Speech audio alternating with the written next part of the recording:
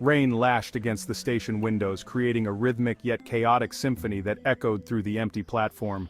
Wind howled through the tracks, its mournful wail adding to the sense of desolation. I huddled deeper into my coat, shivering uncontrollably as the cold seeped through every layer of fabric.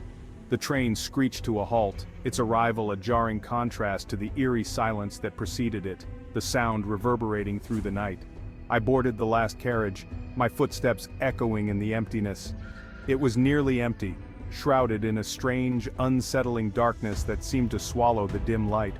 I found a seat by the window, my unease growing with each passing second as the train began to move. Where were the other passengers? The absence of life was palpable. Why was the train so cold? My breath misted in the air, a visible reminder of the chill. A chill wind seemed to emanate from the very core of the train, seeping into my bones despite the layers of clothing I wore. I tried to shake off the feeling, telling myself it was just the coldness of the night, but the unease lingered, gnawing at the edges of my mind. The train lurched forward, pulling away from the station and into the impenetrable darkness beyond. Each carriage I glimpsed through the windows was deserted, cloaked in shadows that danced ominously with the flickering lights. The overhead lights sputtered, casting the carriage in a sickly yellow glow one moment, plunging it into near darkness the next. Shadows stretched and contracted like living things, whispering tales of unseen horrors.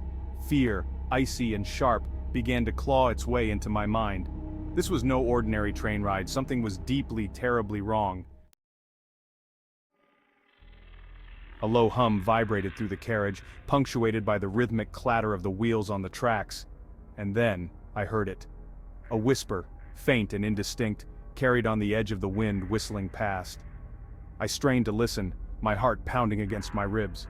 It came again, a hushed murmur, laced with an undercurrent of despair that sent shivers crawling down my spine.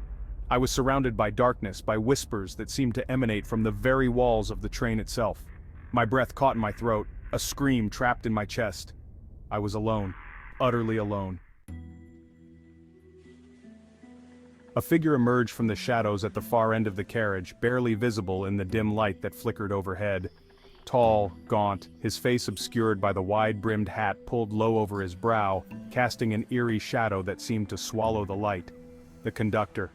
He moved with an unsettling stillness, gliding towards me, his footsteps completely silent against the rhythmic clatter of the train.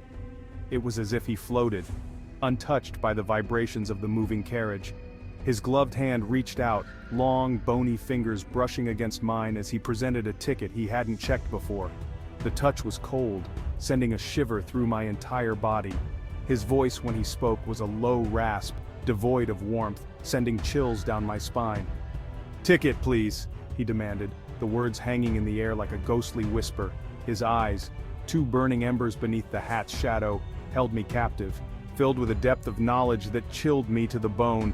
They seemed to see right through me, as if reading my very soul. What was this train? Where were we going? The questions swirled in my mind, unanswered, as the train moved steadily through the foggy landscape, the tracks disappearing into the mist, leading us to an unknown destination. I reached for my pocket, my fingers closing around empty air. The realization hit me like a cold wave. My ticket, I had it just moments ago.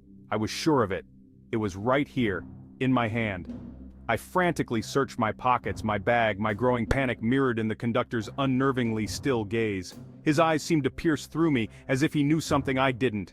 He leaned closer, and the faint scent of damp earth and decaying flowers wafted from him. It was a smell that made my stomach churn. His voice, barely a whisper now, sent a fresh wave of terror surging through me. "Lost something?" he asked, his tone dripping with malice. His gloved hand reached out again, this time pointing to the reflection in the window beside me. My heart pounded in my chest.